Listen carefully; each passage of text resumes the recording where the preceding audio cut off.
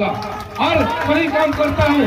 बाकी लोग आपको समझाने के लिए आ रहे हैं, इधर उधर भटकाने के लिए आ रहे हैं, लेकिन कल अगर कोई जरूरत पड़ेगी तो दिखाई नहीं देंगे, न नेता दिखाई देंगे और न समझाने वाला दिखाई देगा।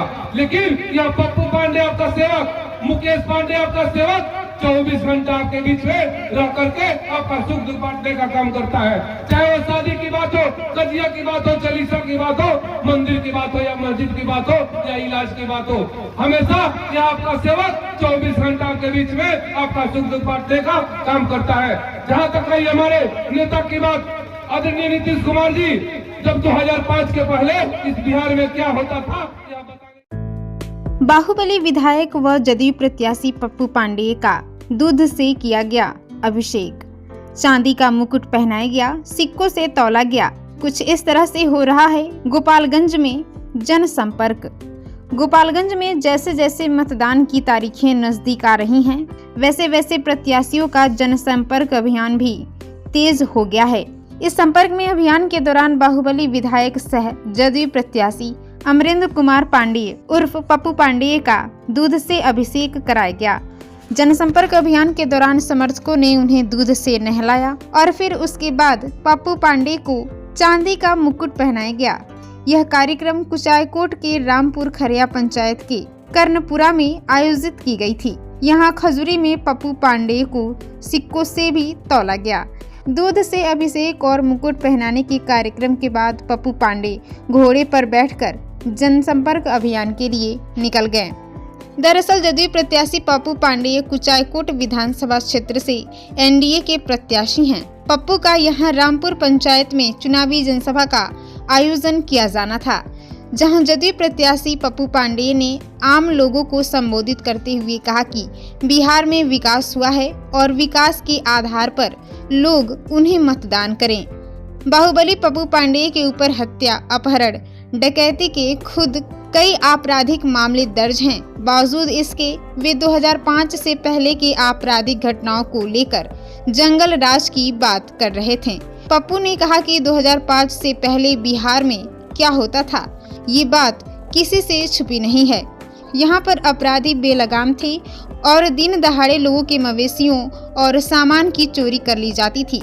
उनके नेता नीतीश कुमार हैं। आज नीतीश कुमार के नेतृत्व में बिहार में विकास हो रहा है, तेज रफ्तार से बिहार आगे बढ़ रहा है। पप्पू पांडेय ने कहा कि कुचायकोट विधानसभा में जो भी नेता प्रत्याशी के तौर पर चुनावी मैदान में है, वह चुनाव के बाद जनता से दोबारा संपर्क नहीं करेंगे और न ही जो नेता जनता को बरगला रहे हैं वे भी दोबारा यहाँ के लोगों से मिलेंगे।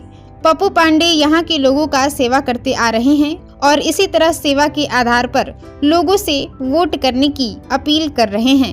पप्पू पांडेय ने कहा कि वे धर्म, जाति और मजहब के आधार पर लोगों की सेवा नहीं करते। वे अपने विधानसभा क्षेत्र में कभी हिंदू मुसलमान अगड़ा पिछड़ा नहीं होने देते।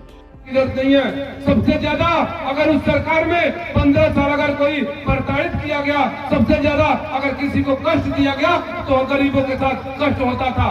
जो भी चोर बदमाश होते थे, जाकर मुर्गा मुर्गी चुरा लेना, घर में घुस करके मारपीट करना।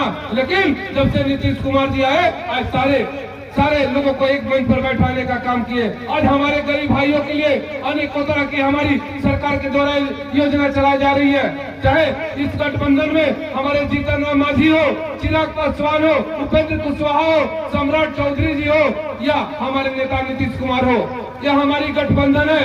यह इस गठबंधन में हर धर्म हर मजहब के लोग रहने का काम करते हैं। उसी तरह मैं अपने विधानसभा क्षेत्र में कभी हिंदू मुसलमान और अगड़ा पिछड़ा होने नहीं दिया।